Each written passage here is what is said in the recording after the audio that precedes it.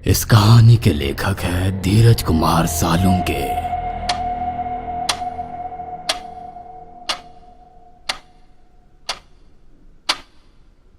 हर इंसान के जिंदगी में एक ऐसी घटना जरूर घटती है जिसे वो चाहकर भी जिंदगी भर बोल नहीं सकता। मेरा नाम है धीरज सालुंके और मेरे साथ भी एक ऐसी ही घटना घटी है जिसे मैं पिछले 18 साल से बोल नहीं पा रहा। ये बात है 2005 की, जब मैं मेरी आई के साथ लातूर से बोरगांव गांव शिफ्ट हुआ था। बोरगांव मेरे आजूबा का यानी कि मेरी आई के बाबा का गांव था। तब मैं 18 साल का लड़का था। मेरे पापा ने एक पराई औरत के खातिर मेरी आई को छोड़ दिया था। तभी से मैं आई के साथ रह रहा था और उन दिनों ही मेरा लातूर में बाइक एक्सीडेंट हो गया था, जिसके बाद ठीक होते ही हम दोनों लातूर छोड़कर बोरगांव शिफ्ट हुए थे।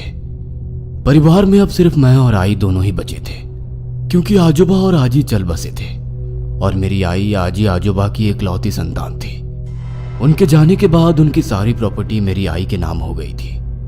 मेरे आजोबा उस गांव के पाटिल थे। उनका वाड़ा गांव के बाहर खेतों में था। हम दोनों उस 2 मंजिले वाड़े में रहने लगे थे।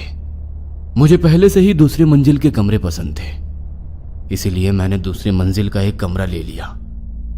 वाड़े के पीछे एक तालाब था। उस तालाब तक जाने का रास्ता बगीचे से गुजरता था।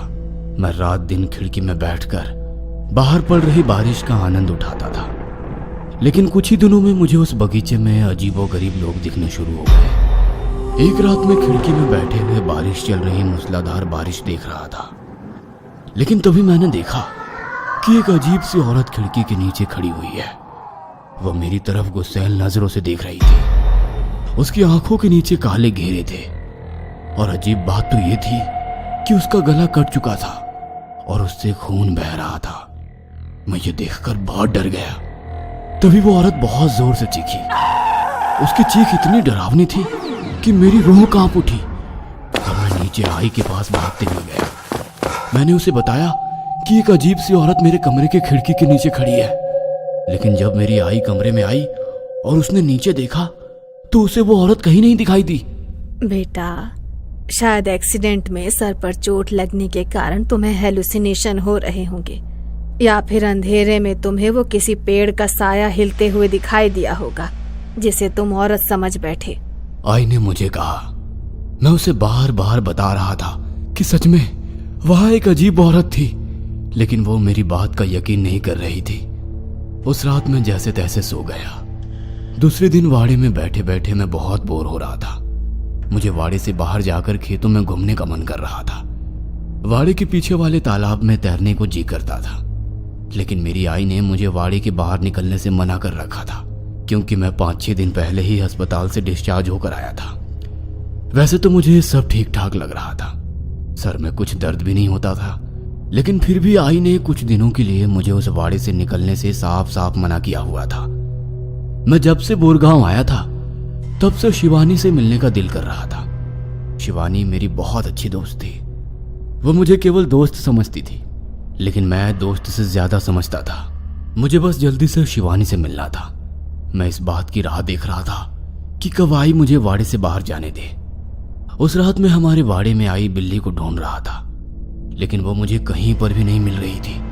मैं अपने कमरे में गया और बेड पर लेट गया, लेकिन सारा दिन बेड पर लेटकर मैं बहुत ज्यादा पक चुका था। घर में एक पुराना ब्लैक एंड व्हाइट टीवी था, लेकिन वो भी बारिश की वजह से चल नहीं रहा था। बाहर मूसलाधार बारिश हो रही थी, इसीलिए मैं फिर से उठकर खिड़की की ओर चल गया।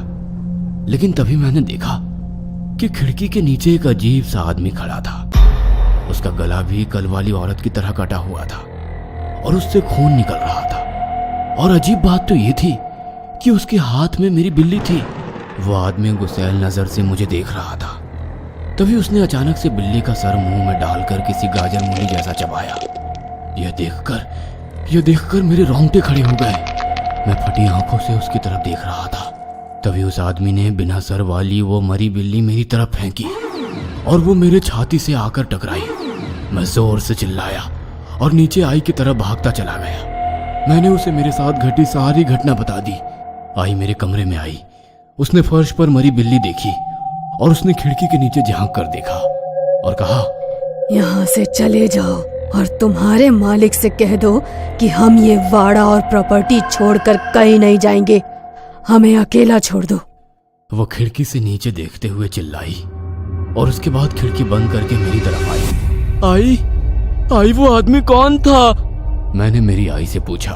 वो मेरे बाबा के भाई का पालतू कुत्ता है। वो नहीं चाहते कि तुम्हारे आजूबा की प्रॉपर्टी मेरे पास रहे। उन्हें लगता है कि उनके जाने के बाद इस वाड़े पर और खेतों पर उनका और उनके बेटों का हक है, इसीलिए वो हमें डरा रहे हैं। इसलिए तुम बिल्कुल मत डरना। आई ने मुझसे कहा। इस पर मैंने कहा, लेकिन आई, मुझे तो वो लोग जिंदा नहीं लग रहे हैं, ऐसा लगता है कि वो मरे हुए लोग हैं। मैंने आई से कहा, नहीं बेटा, मरे हुए लोग वापस कभी नहीं आते। ये भूत वूत आत्मा ऐसा कुछ नहीं होता। तुम सो जाओ और खिड़की से दूर रहना। आई ने कहा और वो मुझे सुलाकर चली गई। लेकिन 4-5 दिन बाद एक रात मैं बेड पर लेटे लेटे सोने की कोशिश कर रहा था, तभी मेरे पेट पर कुछ गिरा। मैंने उठकर देखा तो मेरी मरी बिल्ली थी। उसे देखकर मैं बहुत ज्यादा डर गया, क्योंकि मैंने उसे मरते हुए देखा था। लेकिन मुझे समझ नहीं आ रहा था कि वो वापस कैसे आई। वो बिल्ली मेरी तरफ देखकर म्याओ म्याओ किए जा रही थी, लेकिन मैं डर गया था, इसलिए मैंने उस बिल्ली को जोर से लात मारी और वो बेड से नीचे गिर गई। नीचे गिरते ही वो खिड़की में चढ़कर बाहर कूद गई। मैं खिड़की बंद करने के लिए खिड़की की तरफ भागा, तभी मैंने देखा कि वाड़े के पीछे मेरी आई की एम्बेसडर कार आकर रुक गई। मैं चुपचाप नीचे देखने लगा। आई हड़बड़ी में कार से नीचे उतरी, वो डिक्की की तरफ गई। उसने डिक्की खोली और एक आदमी की बॉडी बाहर निकाली। उसके हाथ पैर बंधे हुए थे और फिर वो उसे कंधे से पकड़कर घसीटते हुए आम के बगीचे में ले गई। शायद वो उसे तालाब की ओर ले जा रही थी। मुझे कुछ भी समझ नहीं आ रहा था कि वो आदमी कौन है और मेरी आई इतनी रात गए उसे डिक्की में बांधकर क्यों लाई है और वो उसे घसीटते हुए बगीचे में क्यों ले गई। मुझे महसूस होने लगा कि कुछ ना कुछ तो गड़बड़ है। इसलिए मैंने चुपचाप आई का पीछा करते हुए वो क्या करने जा रही है ये देखने का फैसला किया और इतने दिनों में पहली बार वाड़े से बाहर निकला। मैं चुपचाप से उसी रास्ते से तालाब तक पहुंच गया। मैंने एक पेड़ के पीछे से देखा कि तालाब के किनारे एक अग्नि जल रही थी। आई ने उस आदमी को एक लकड़ी के पिटारे के सामने लेटा दिया था और वो कुछ मंत्रों का जाप कर रही थी। वो मंत्र और आई की आवाज बहुत ही डरावने लग रहे थे। तभी आई ने बगल में पूजा किया हुआ चाकू उठाया और दोनों हाथों से पकड़कर वो चाकू उस आदमी के गले में घोंप दिया और फिर बड़ी आसानी से उसे घुमाकर उसका गला काटा। उसके बाद उसने गले से निकलता खून उसने एक कटोरे में भर लिया। वो आदमी तड़प रहा था, लेकिन बंधे होने के कारण हिल भी नहीं पा रहा था। और उसके बाद आई ने वो खून पिटारे के ऊपर बने एक छेद में डालना शुरू कर दिया। ये सब देखकर मेरी आंखें फटी की फटी रह गई थी। मुझे मेरी आंखों पर विश्वास नहीं हो रहा था कि मेरी आई ने अभी अभी एक आदमी की बलि दी है। उसके बाद आई ने वो लाश नाव में डाल दी और एक पत्थर से उस लाश को बांधकर तालाब के बीचों बीच फेंक दी। मैं ये सब पेड़ के पीछे से देख रहा था कि तभी आई ने मेरी तरफ देखा। मैं जल्दी से पेड़ के पीछे छिप गया। कुछ देर बिताने के बाद मैंने तालाब की ओर देखा तो आई वहां से गायब हो गई थी। तभी मुझे मेरे पीछे से पैरों की आवाज सुनाई दी। मैंने मुड़कर देखा तो मेरे पीछे आई खड़ी थी, जो बहुत ही डरावनी दिख रही थी।